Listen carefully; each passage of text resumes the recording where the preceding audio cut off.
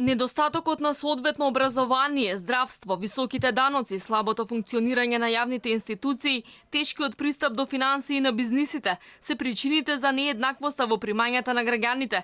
Денеска на состанок во Скопје челниците на Светска банка, ММФ, министри за финансии, гувернери на централни банки, професори дебатираа како државите да креираат поправеден систем за сите. Не само што забавува фактичкиот економски раст, туку забавува и потенцијалниот раст на економиите, а сето тоа е водено и со растечка нееднаквост која што се случува во глобални рамки. ММФ смета дека прогресивното одданочување е поправедно и ја намалува социјалната нееднаквост, но институцијата остана без коментар дали се уште бара од македонската влада да ја зголеми старосната граница за одење во пензија. Сметам дека преминот од рамен данок во прогресивен данок е еден позитивен чекор кон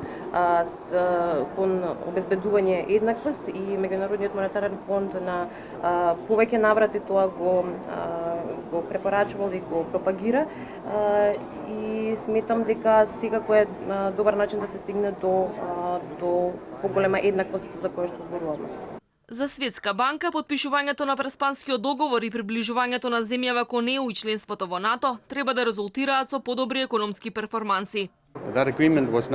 Преспанскиот договор не беше важен само на политичко ниво, туку и на економско ниво. Тој придонесува за зголемување на довербата, за креирање нови можности, а владата навистина инвестираше, односно вложуваше и во човечкиот капитал, и во приватните компании, но и во одржливост. Од владата сметаа дека реформските процеси вродиле со плод и покрај тоа што во земјава дури 75% од работниците земаат плати пониски од државниот просек. Преку буџетските механизми на редистрибуција на буџет од финансиските средства прибавени од праведниот данок денеска се користат за исплата на повисока социјална помош за 300%. Го проширивме правото на користење на образовниот и детскиот додаток од сегашните 3.000 на 70.000 деца. Тоа е фер и еднаков пристап на државата кон сите своји граѓани.